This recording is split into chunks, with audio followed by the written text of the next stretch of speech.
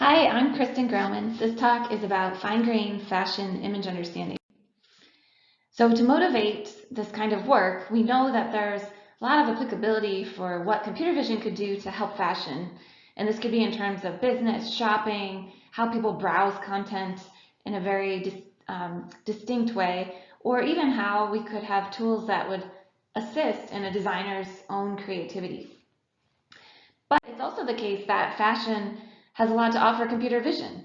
And that's because when you start thinking about images in the fashion domain, meaning clothing, what people wear, it introduces new challenges for high-level vision. And in fact, these challenges are very much in line with the fine-grained visual categorization problem. For one thing, subtle distinctions matter a lot when you're talking about images of clothing or accessories. It's not enough to say these are black shoes. To really know the visual differences between them requires fine-grained understanding. Furthermore, in fashion, we care not just about what things are similar to what other things. We need to be able to model composability, compatibility between garments. And that means rather than measuring similarity, being able to have models of complementarity. And finally, within fashion problems for vision, there's a lot of exciting avenues to pursue things in terms of trends and styles and understanding how those styles evolve across time or across space. Now, all of these kind of rich challenges require something common, which is having a computational model of visual style.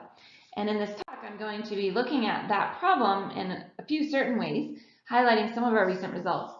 And in every case, we're trying to learn about clothing style and as unsupervised as a way of possible, including using web photos.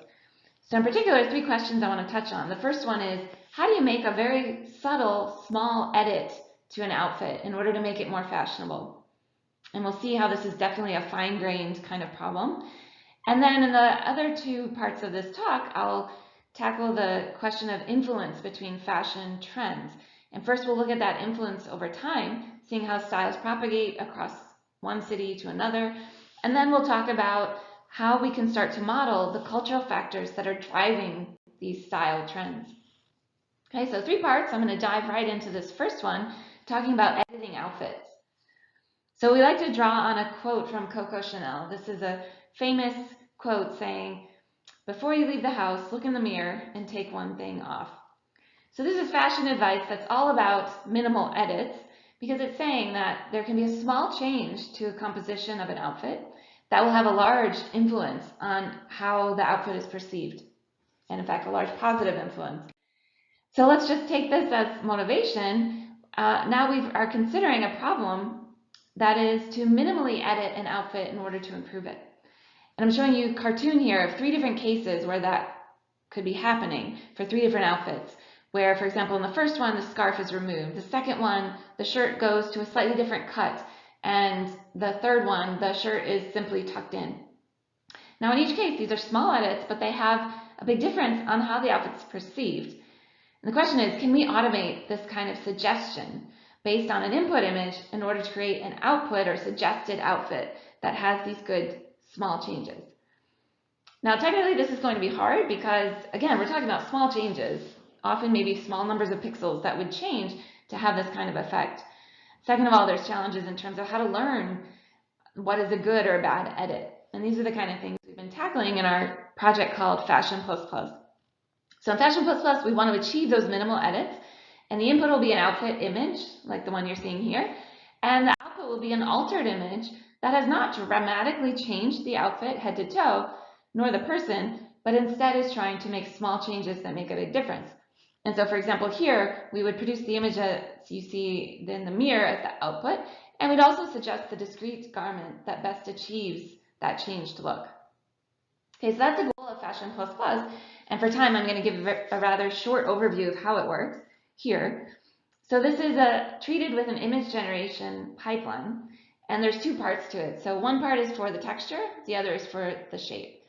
So in terms of the texture, we have a conditional generative adversarial network that is going to do a translation from the original set of textures in all the body part regions to an improved set of textures in all those regions, translating it through this fashionability model that I'll talk about in a second called F++.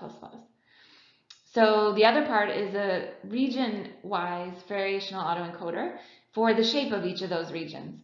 So here we are factorizing the texture on the top, the shape of the body regions on the bottom. And in each case, we're going to create edited codes that improve in the direction of increased fashionability. And to do that, what we'll rely on is an activation maximization approach that iteratively updates these latent codes for the texture, for the shape, through a discriminative fashionability model, F++.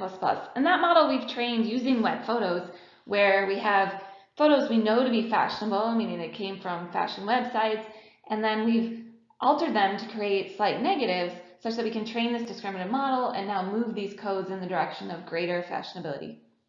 And I'll point to the paper for more details about the framework itself. I want to show some of the results that we've obtained using Fashion++. Here's an array of people. These are the input images. And then as I animate, you'll see the Fashion++ edits. So here's the before, and then as I animate, what our system is proposing as the slightly improved minimal edit after. So before and after. And so if you fix your eyes on any one of these, you can see the before and after for what was the small change, whether it's in texture, color, other attributes, or even the fit of these garments that could make it more fashionable. So here I zoomed in on a handful of examples. And again, here's the original. Here's what Fashion++ proposes to edit them. For example, in the second image, you can see that it's going from some white pants to some more fitted light blue pants to make this look. And as I mentioned before, these images at the top are the output of the system, but also the output consists of discrete garments we can suggest, and those we find by visual search, looking at the garment parts that were changed by the algorithm to find the nearest available actual garment that would achieve that look. So these are the ones that would go for the edits proposed at the top. Final examples I want to show here is that it's really cool how you can suggest changes just to the shape of the garment. So this can consist of just how you wear the garment. Same thing, but whether you have a tighter fit on the pants or whether the shirt is tucked in or tucked out. And this can, again, like the Coco Chanel quote, have a big impact on how well the presentation is perceived. So we have validated this approach both with a human subject study on the right and with ground truth automatically on the left to see how much is changing about the output outfit versus how much fashionability is it increasing. So on these charts, both of them, you want to be in the top left corner, meaning little change, but lots of improvement in fashionability. And you can see in the red dot, which is the Fashion++ approach, we're moving in that direction, in fact, better than all the other baselines we've considered here. Okay, so in what I just showed you in Fashion++, the algorithm was kind of in charge of saying what the change should be to the outfit. But segueing from here, I want to give a short teaser on some new work presented at the main conference this year for the Fashion IQ dataset and challenge, in which instead the alteration to the outfit or the garment that's being sought is going to be made through natural language specification from a user. And so Fashion IQ is a data set that supports just this, and it consists of annotations like the one you see on the left, where for a given image of a garment or outfit, we have a relative caption in which someone has said in totally free-form natural language how it compares to some other image in a pair. So for example, it's less covered in the neck and it's fully patterned when you compare the left to the center image. So these annotations plus attribute annotations are available throughout the Fashion IQ dataset, and this allows doing retrieval and learning to retrieve according to these natural language descriptions, and that enables in turn a number of applications, including dialogue-based iterative improvement of an outfit for visual search. So you present the user with a garment and then they say, no, what I'm looking for would have a bit more coverage on the neck or a striped design, and then the system can take that language feedback internally and adjust the results for the query. So this is really just a teaser for this data set. If it's interesting to you, I hope you'll check out the Fashion IQ data as well as the accompanying challenge. All right, so in the remainder of the talk, I'm going to shift from editing outfits with fine-grained differences to modeling influence. And first, let's look at influence over time between cities. So we know that fashion trends move, right? They migrate across the world, in fact, in many cases. And this happens organically, right? And these trends can travel and influence different people in different places at certain different time lags. Now, wouldn't it be quite interesting if we could quantify what those migration patterns are like? And our idea is that we could attempt this using web photos and learning visual styles and how one influences another. If you're able to do this, you could answer questions like, how long does it take from when a style appears on the Paris runway till it shows up in some city in the United States, or how long, or if at all, does it take for some style to migrate from New York to Austin, and so on. And so the way we've tried to model this concretely is to ground the influence problem in terms of forecasting. So forecasting means being able to say, here's how popular styles are now for some visual styles. Can we estimate how popular they'll be N months or years into the future? So let me show then how you could ground influence in forecasting. Suppose you have a trend for some style, like these flower dresses on the left, for how popular they are in Berlin over time, this green curve. Now, if this is all you know, you could make certain future predictions about the shape of that curve moving forward. It looks like it has some kind of cyclical trend.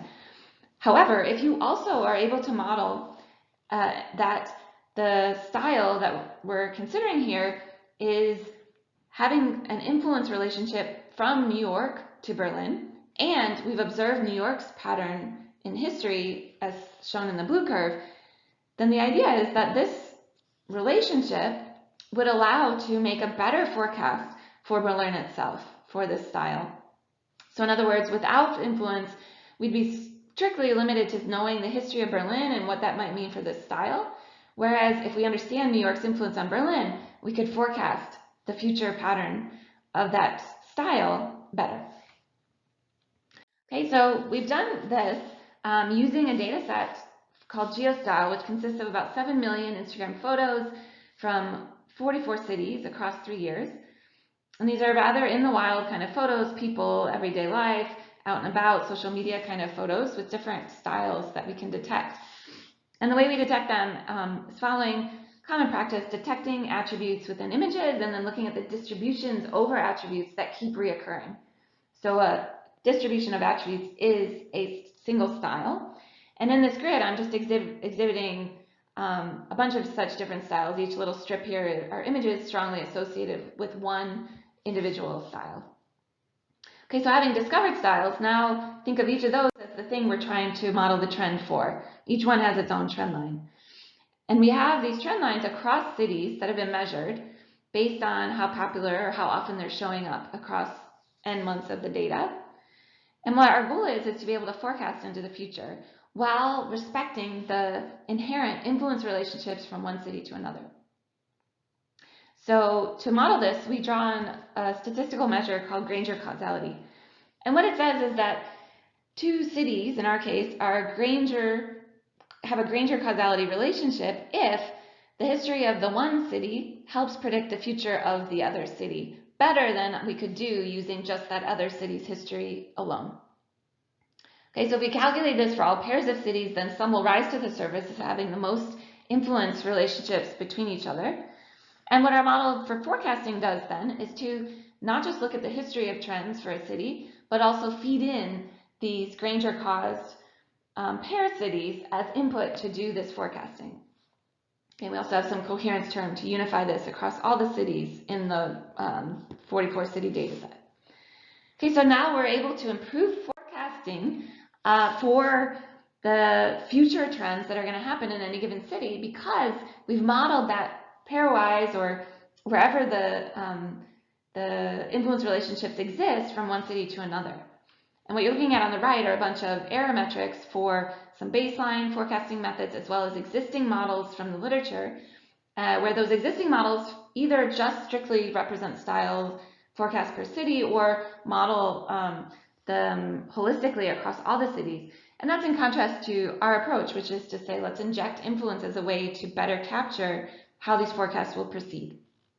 And in fact, it pays off. The error rates are indeed lower and state-of-the-art for this GeoStyle data set. Okay, so this is cool because we've started to quantify influence from one part of the world to another. And aside from just knowing that forecasting can benefit, we're also interested in seeing, well, what are the cities influencing each other? And so here are two webs showing the strength of influence as calculated by our model across either European cities on the left or some Asian cities on the right. And if I zoom in on some, for example, you can see things like there are cities that influence many other cities, like Paris, that has, from our image data, a detectable amount of influence going to many other places and incoming influence only from one. And on the flip side over here on the right, we see Beijing, which is receiving influence from a broad set of cities. Now we can kind of look at this holistically across all cities in this data set to be able to say which ones have the greatest outgoing or incoming influence. So there are some cities on the left, like Seoul, Sydney, and others, that are mostly influencing other cities and not having incoming influence to them, suggesting that they have their own unique styles that they propagate outwards. And then there's other cities on the right, such as LA and others, that are mostly being influenced by other places in the world. And then you have some that are just hubs for in and out influence, like London, Shanghai, Toronto, where there's both a good amount of influence coming in and leaving that city in terms of the fashion. And finally, if we look at the world map, then we can start to, at a glance, see where the hotspots are according to these Instagram photos for influence, the amount of influence that are propagating from these places elsewhere in the world. So the reds are the hot spots, the blues are the cooler spots. Now all this, of course, has to be taken with a grain of salt that, as usual when working with internet photos, there's certain biases in how these images even got to be on the internet, such that we could use them to do this study. And so we'll use that as a caveat for how conclusive these are, but nonetheless, this is a great place to start for trying to quantify influence between clothing in one place to another. All right, so in the final few minutes, I want to continue talking about influence, but now, rather than how it migrates from one city to another, what are the cultural factors that drive the trends themselves? Okay, and this is really a fascinating part of looking at fashion in general, and there's so much we can offer with computational tools and computer vision to try and capture this in new quantitative ways. So that is, we know that there's different happenings in the world that have influenced what people wear. I'm just showing a few well-known examples here. And our goal has been to, in this new work, try to discover what are the world events, what are these cultural factors that are prompting new styles. And we're trying to do this in a very large time scale, a century's worth of clothing. The normal way you would do this, of course, is quite manual. So you need expertise about styles, you need expertise about what's changing in the world and trying to fit these puzzle pieces together. And while this is a fascinating way to do it, it doesn't scale well, and it requires a really specialized expertise. So our idea is instead to model from data, both of text and photos, what influence relationships exist. So first, we mined for events. So we looked at 80 million New York Times articles to mine for text topics using standard topic models. And we're looking at news articles to source these events, because in news is where people are talking about what's the things most of interest of the day and analyzing events happening across the world. So we'll do this for a century of news articles, and we'll get some certain trend lines for those topics. Second, we'll mine visual topics or styles from 100 years worth of vintage photos found on Flickr for clothing. And we get another set of trend lines. And now putting these together, think back just a moment ago when I was talking about Granger causality. Now let's compute the causality statistics from the news events to the clothing events, or the clothing topics or styles. And in doing so, we can find out which world events are having the most influence on which styles. And this is quantitative, right? So now we have a set of event style pairs that have exhibited some kind of influence over a long period of time. And I'll give you a few examples of the kind we find. So here, the topic in the text that seems to be about women and women's issues has led to a certain set of styles associated with working wear for women. And this is over the last 90, 100 years.